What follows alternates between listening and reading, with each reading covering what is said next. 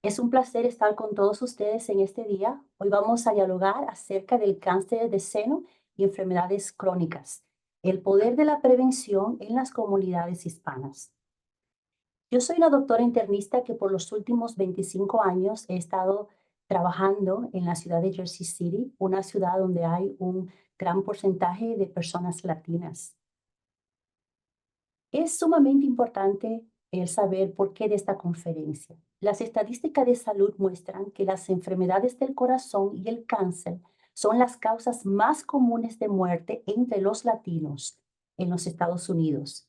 Los latinos, lamentablemente, tenemos un 50% más probabilidad de morir por causa de la diabetes o enfermedades del hígado que los no hispanos.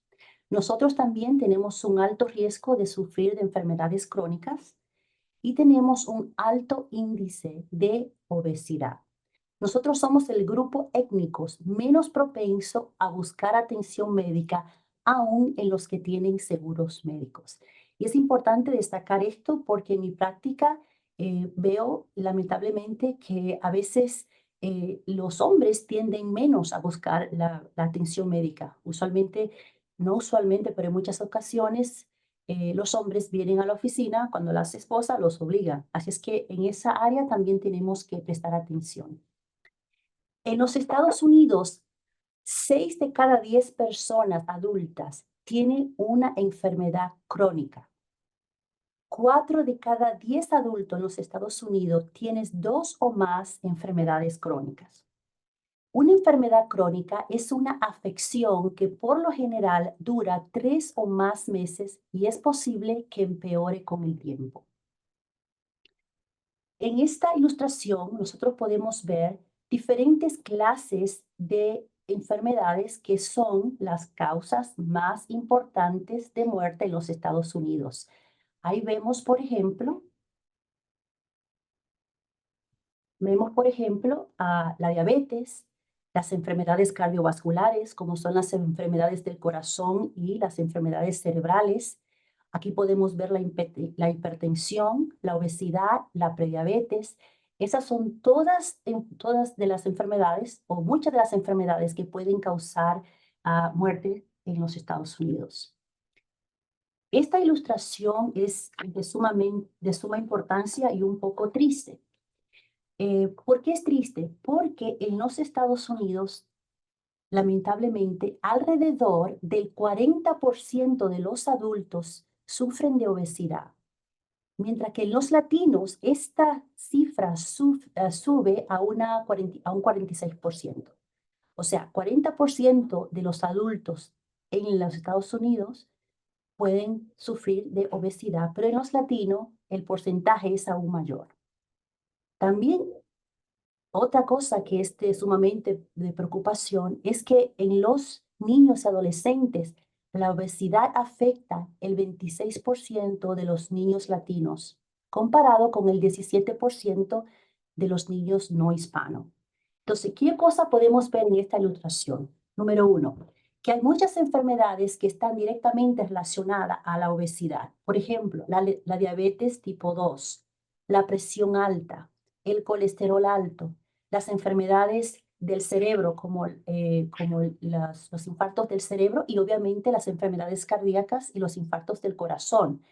Hay otras clases de enfermedades que afectan el hígado, por ejemplo, la grasa en el hígado o la hepática grasa o NASH o fatty liver, como decimos en inglés.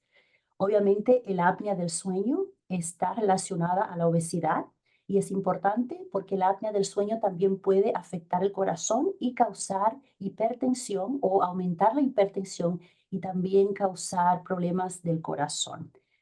También vemos aquí enfermedades del hueso como la osteoporosis y también la osteoartritis.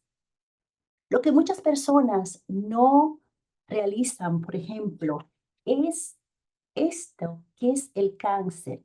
Muchas personas saben que la obesidad puede causar diabetes, saben que la obesidad puede causar presión alta, pero muchas personas ignoran que la obesidad también puede causar o puede aumentar los riesgos del cáncer. La American Cancer Society estima que la obesidad es un factor de riesgo para 1 de cada 6 muertes por cáncer en los Estados Unidos.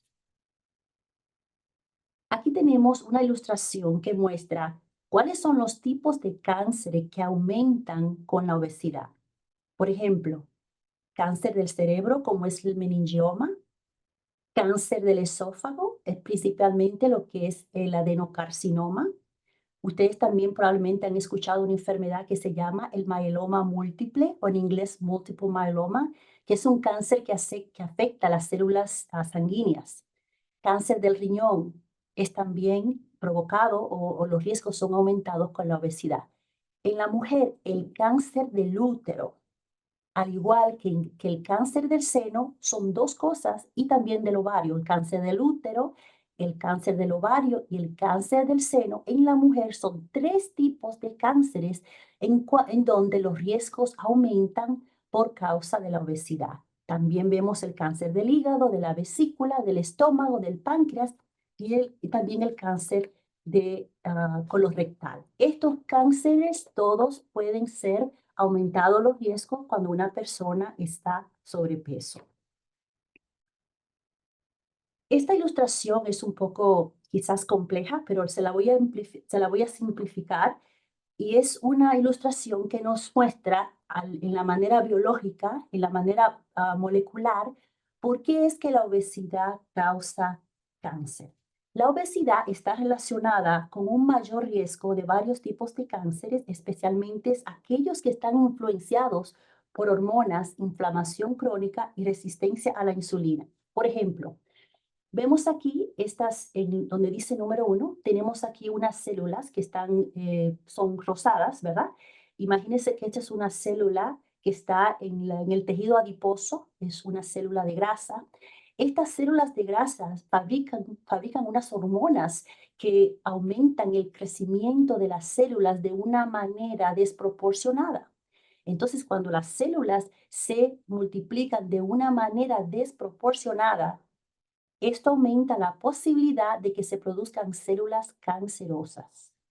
Este es el problema al nivel molecular, es una de las teorías por las cuales nosotros pensamos que el tejido adiposo o la grasa en el cuerpo aumenta la posibilidad de cáncer.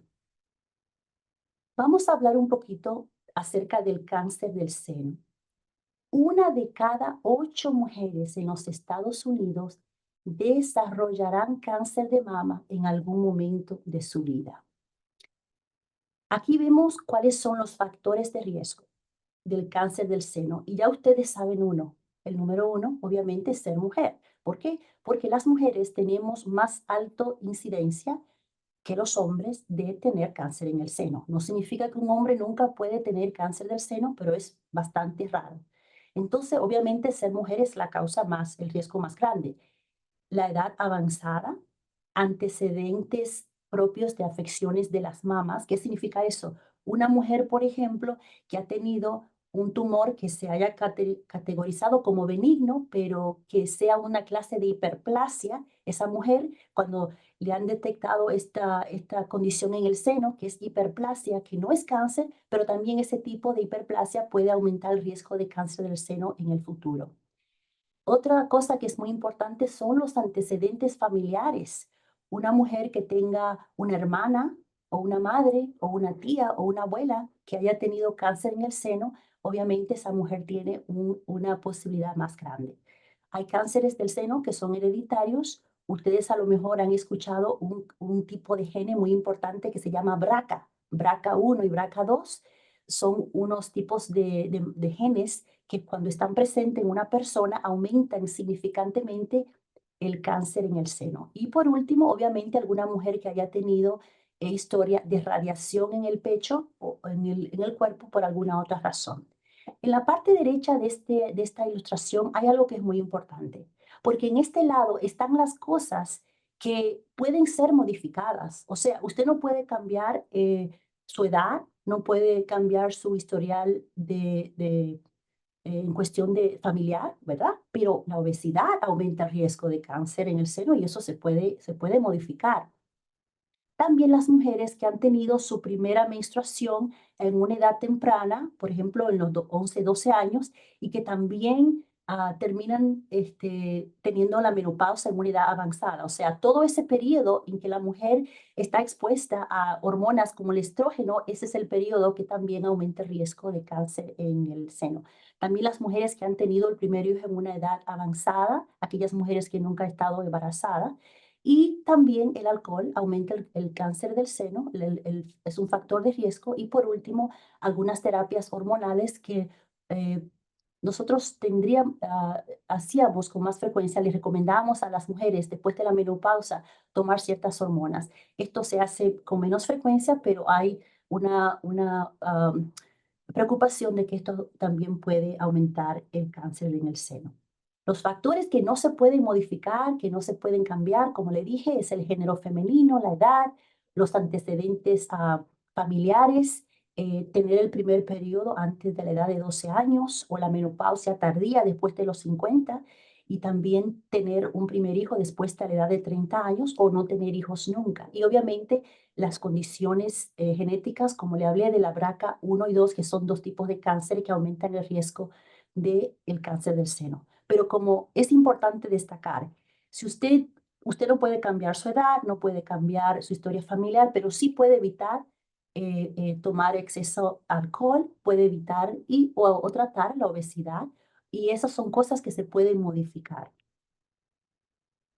Muchas pacientes me preguntan, bueno, doctora Borghini, ¿cuándo debo yo empezar a hacerme una mamografía?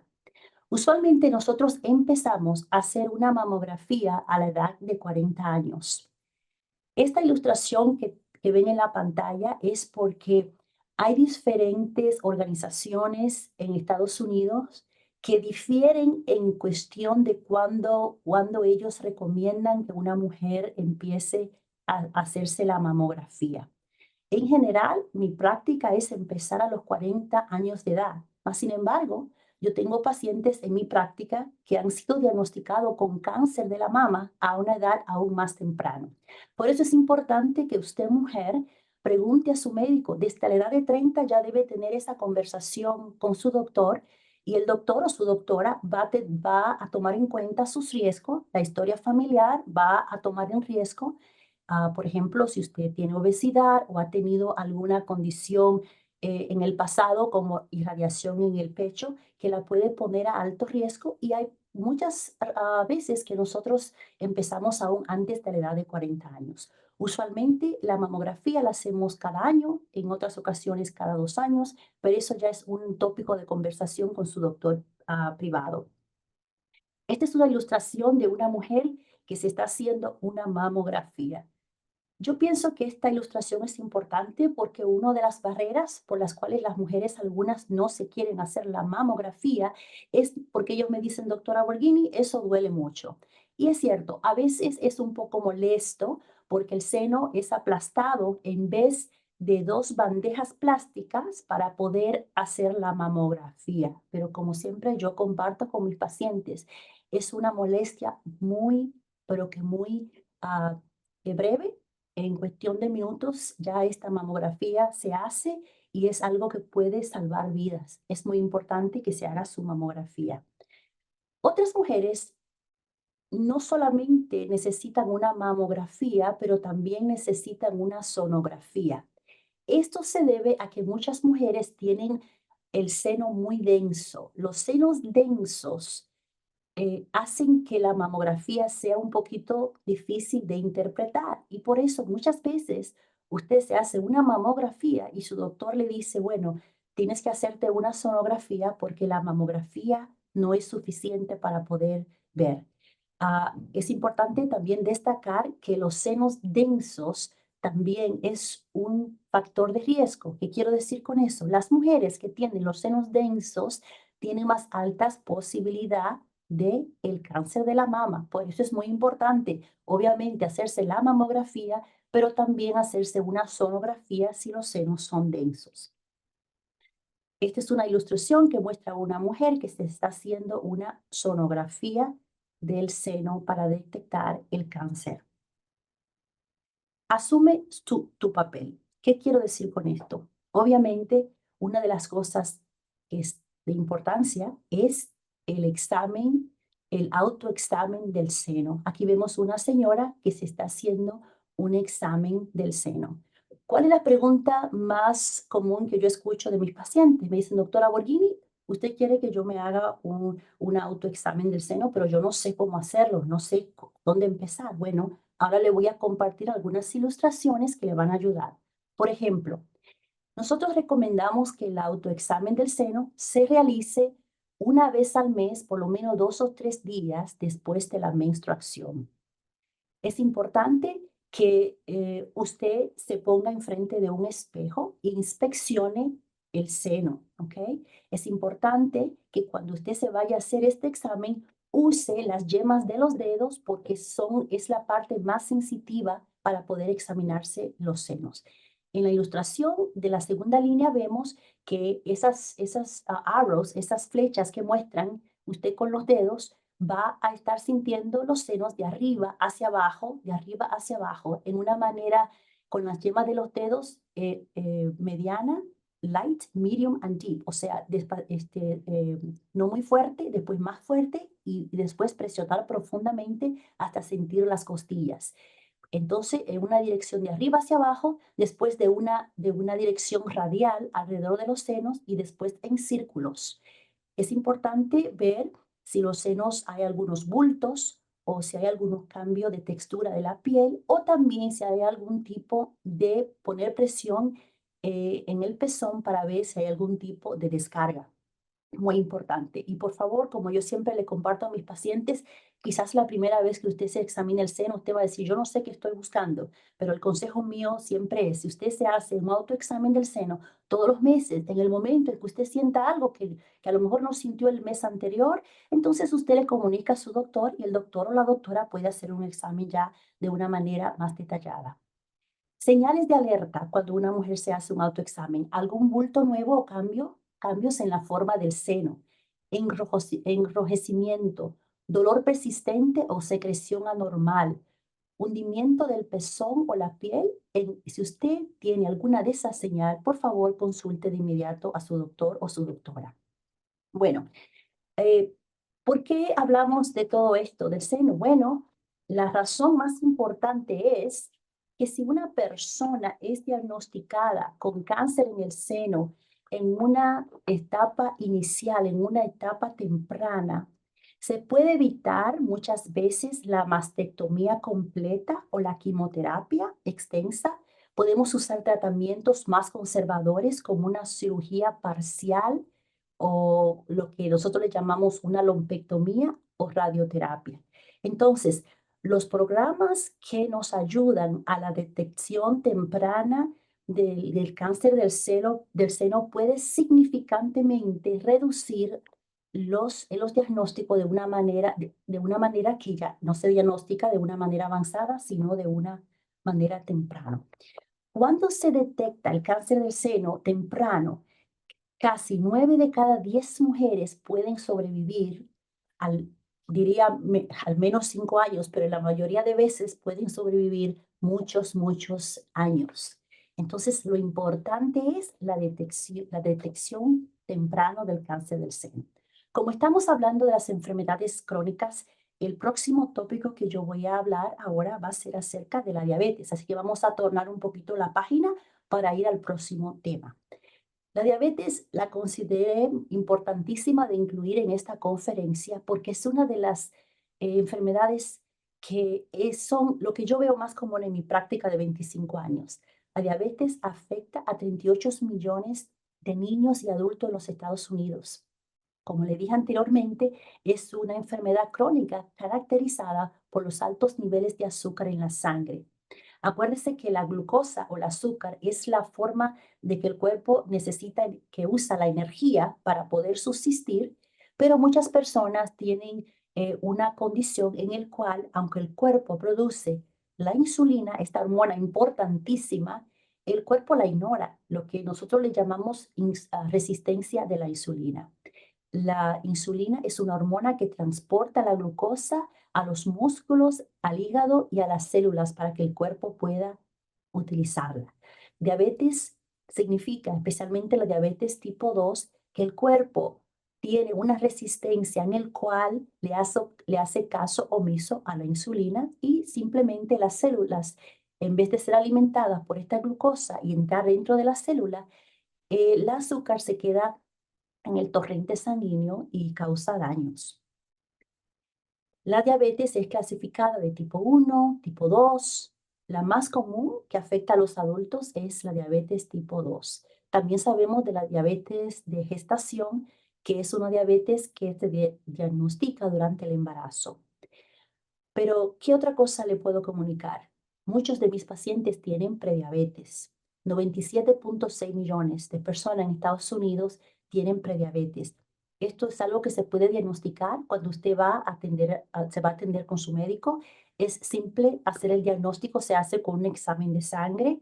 Hay un examen de sangre que se llama hemoglobina A1C, en el cual su doctor o doctora puede detectar temprano cuando una persona tiene prediabetes. ¿Por qué es importante esto? Porque cuando una persona es diagnosticada con prediabetes, hay ciertas cosas que puede hacer, por ejemplo, cambiar su dieta, bajar de peso, hacer ejercicios. Esto puede disminuir su riesgo de que esa prediabetes se convierta en diabetes. Pregunta importante, ¿cuáles son los síntomas de la diabetes? ¿Cuáles son? Puede ser nada. Muchas personas tienen diabetes y no lo saben porque no tienen ningún síntoma. Esto nos dice la importancia de ir a su médico por lo menos una vez al año a hacerse sus exámenes de sangre. Bueno, ¿cuáles son los otros síntomas de la diabetes? El cansancio excesivo, el tener mucha sed, y un síntoma muy interesante para mí es el adelgazamiento. ¿Por qué es interesante? Porque como yo les dije antes, la obesidad es, como le dije antes o como ustedes ya saben, la obesidad es un riesgo muy común que aumenta, que aumenta la incidencia de la diabetes. Pero muchas personas cuando son diagnosticadas con la diabetes vienen a nosotros porque están bajando peso y no saben el por qué. Porque cuando la diabetes está tan mal controlada, las personas pueden bajar de peso. También algunos de los síntomas pueden ser un apetito muy, pero que muy aumentado y también orinar frecuentemente. ¿Quién está a riesgo a la diabetes? Obviamente una persona con una historia familiar, una persona que está sobrepeso, una mujer que ha tenido la diabetes de gestación y hay comunidades étnicas como nosotros los latinos, los afroamericanos, los American Indians y Pacific Islanders son personas que tienen alto riesgo de diabetes. Esta ilustración es un poco triste para mí porque estás mirando un chico que obviamente está sobrepeso y sabemos que la obesidad infantil se asocia con mayor probabilidad de muerte y discapacidad prematuras en la edad adulta. O sea, un niño que está sobrepeso tiende a tener más problemas no solamente como niños, sino también cuando es adulto.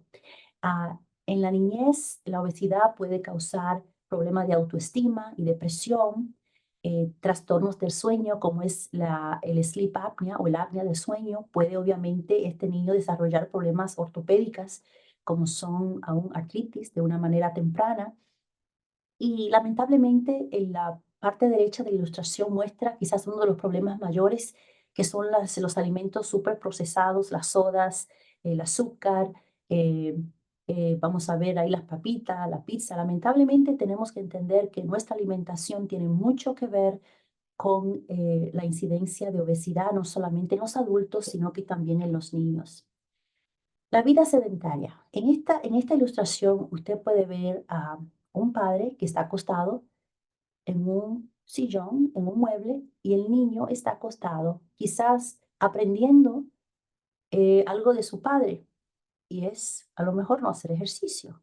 Y esto lo debemos tener en cuenta nosotros los padres, que muchas de las cosas que nosotros hacemos estamos enseñando y transmitiendo a nuestros hijos. Entonces, la vida sedentaria es uno de los factores de riesgo de, obviamente, la diabetes. La vida sedentaria, la falta de ejercicio, la alimentación, las comidas procesadas.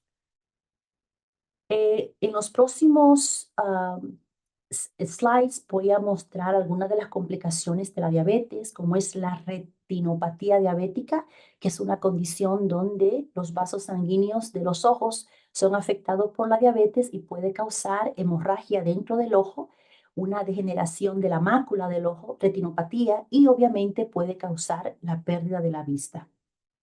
La diabetes descontrolada también puede causar que los riñones se dañen y es una de las causas, si no, la causa más importante, la causa principal de que las personas tengan que recibir diálisis. Ahí también podemos ver esta ilustración de un paciente que obviamente ha perdido algunos de los dedos porque la diabetes descontrolada también puede afectar la circulación hacia los dedos, la circulación también hacia el corazón y al cerebro. La hipertensión también es importante de dialogar algunas palabras porque es una de las otras condiciones que causa mayor riesgo cardiovasculares y que también está en el conjunto de enfermedades crónicas.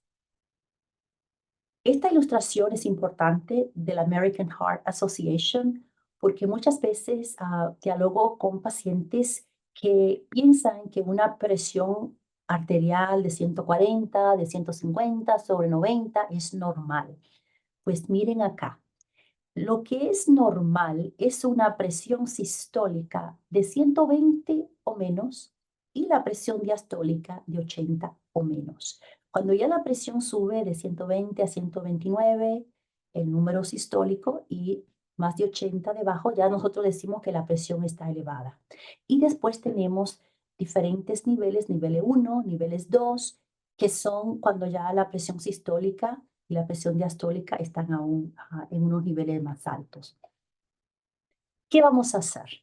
¿Verdad? ¿Cómo nosotros podemos hacer de algo imposible posible? ¿Cuáles son, después de nosotros enterarnos de que la obesidad puede causar cáncer, que la obesidad aumenta los riesgos de 13 diferentes clases de cáncer, cuando vemos que la diabetes, cuando no está controlada, puede tener consecuencias como la pérdida de vista, como que los riñones se dañen, como puede aumentar las enfermedades cardiovasculares?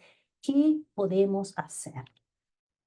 Bueno, número uno, tratar de controlar los factores de riesgo que se pueden controlar.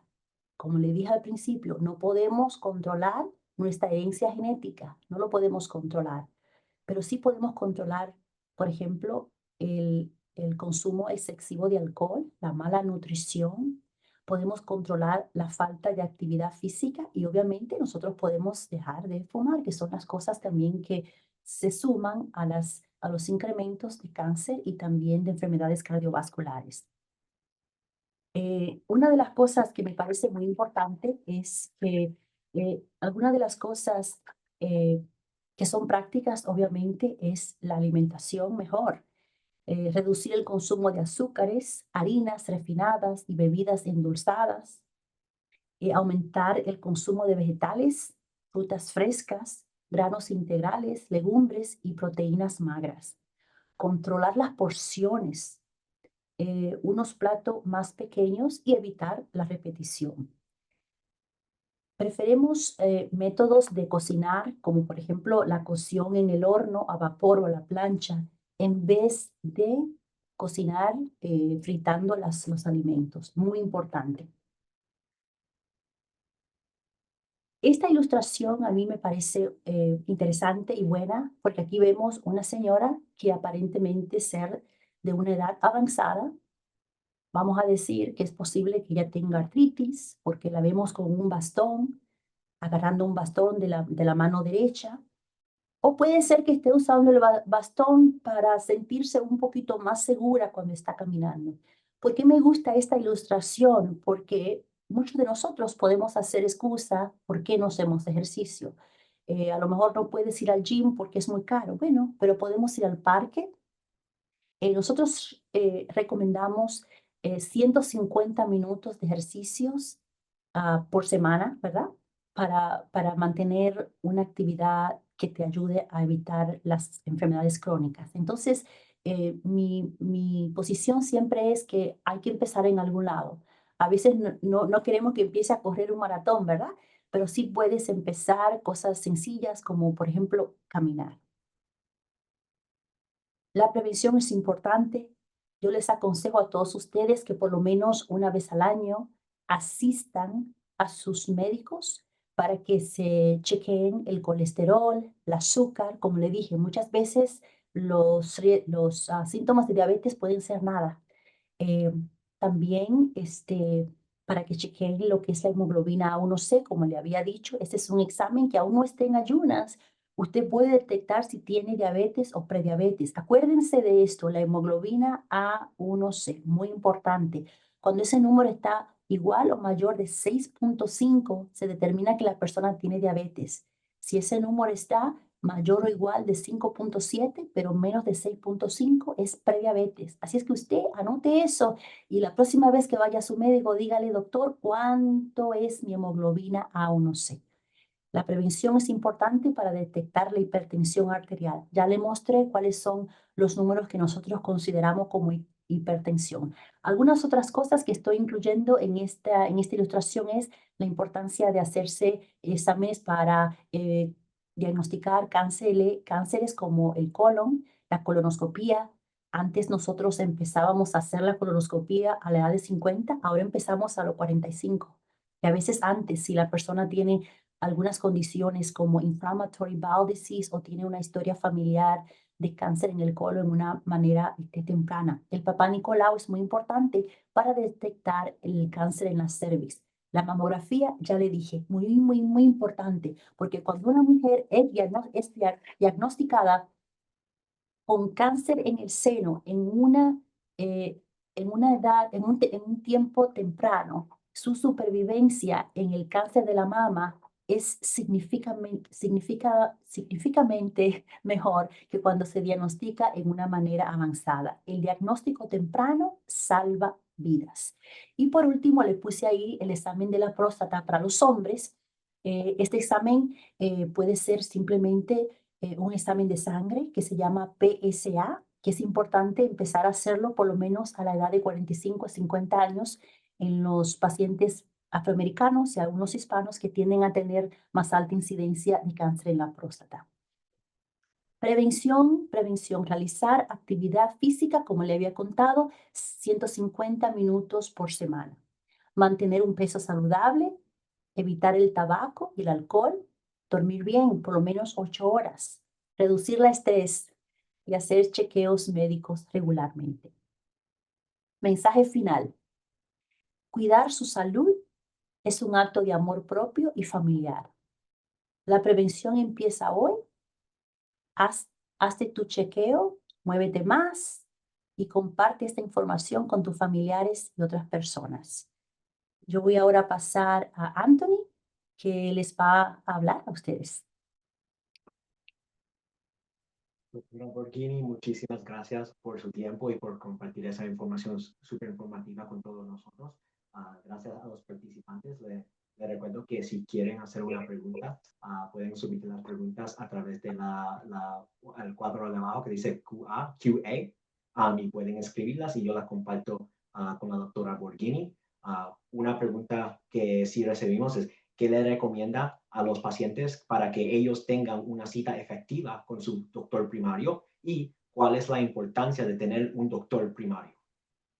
Ok, es una muy buena pregunta, Anthony, y una de las razones, primero, la importancia de tener un doctor primario es que usted y yo necesitamos un médico que nos conozca. El doctor primario se va a sentar contigo, te va a hacer preguntas acerca de tu historia familiar, de los hábitos, te va a tomar la presión, va a hacerte los exámenes básicos como es los exámenes de azúcar, como el examen del colesterol, etcétera, y te va a examinar. Pero también la función del doctor primario es también informarles de los exámenes de prevención. Yo hablé acerca de cuándo empezar a hacer una mamografía. En general nosotros decimos a los 40 años, pero hay momentos o hay pacientes, por ejemplo, que tienen una historia familiar en donde alguien ha tenido cáncer de las mamas a una edad más temprana. Entonces, esos pacientes necesitan algo un poquito más